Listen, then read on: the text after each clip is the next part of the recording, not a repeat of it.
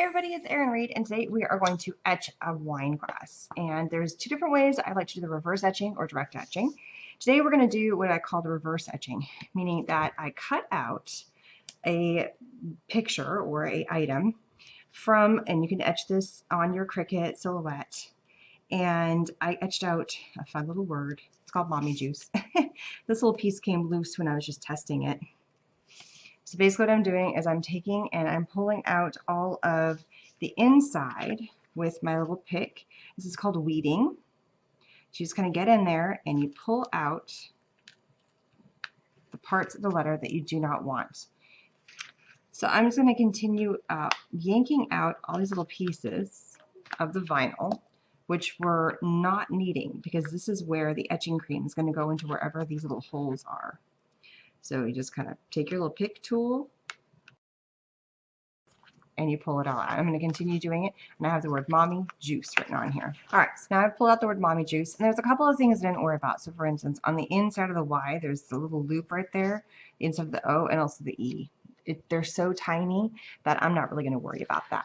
Just pulling a couple of objects. I want to stabilize my cup, and I'm actually reversing my glass. I'm going to cut this down to be bigger than what I actually need. I'm also going to come in and add a little bit more. What I have right here is I have a little bit of what's called transfer paper. So it's sticky enough to actually stick. So we're going to take this, we're going to transfer this to the front right here. Rub it down really well. So what we're doing is we're trying to stick the yellow vinyl to that front piece.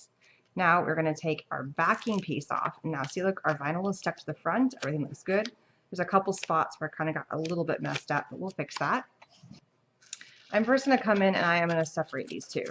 It'll be much easier to put each word on independently than try to put one giant square. It's easier to do a strip. So come in, place, just roughly place. Make sure I get this lined correctly. You got a little bit of wiggle room to make sure it's on there the way you want it.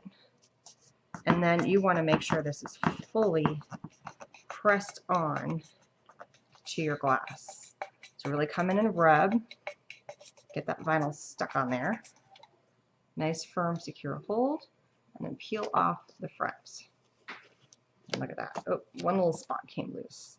And you can fix those little pieces that might have popped up. Now come in with the second word.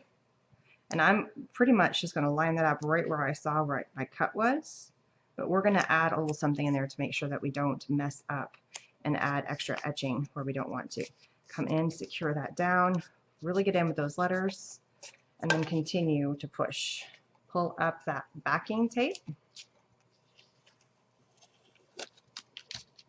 And these can be bubbly and stuff.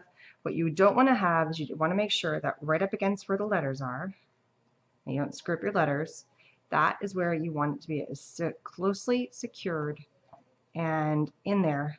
And there's going to be a little bit of wiggle because this is a curved surface.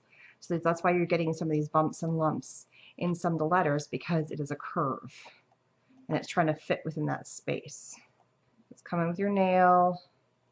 You can come in also the back of the pick and really push in, because if you have any holes or gaps, that's where the itching is going to get in underneath those holes, and you're going to end up having some problems.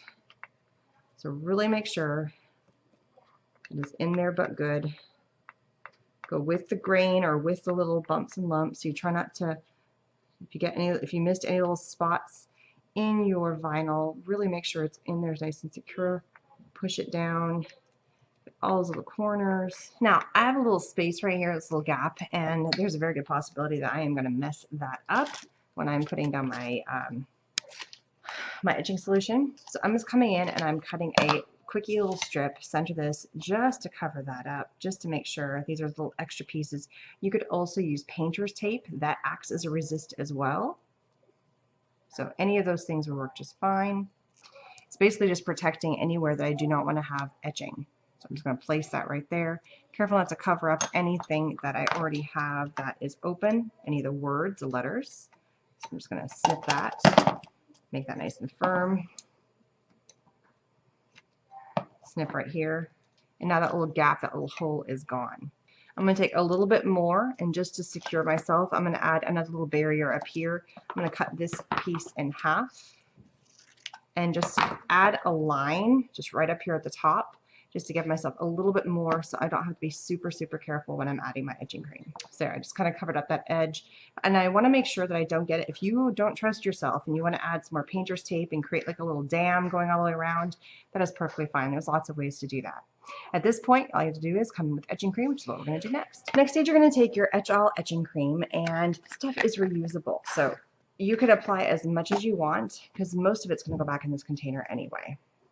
So all you're going to do is you're going to come in, you're going to plop this down, and make sure it's the point where you can't see anything underneath it. You've already secured down all of your vinyl, so it has no problem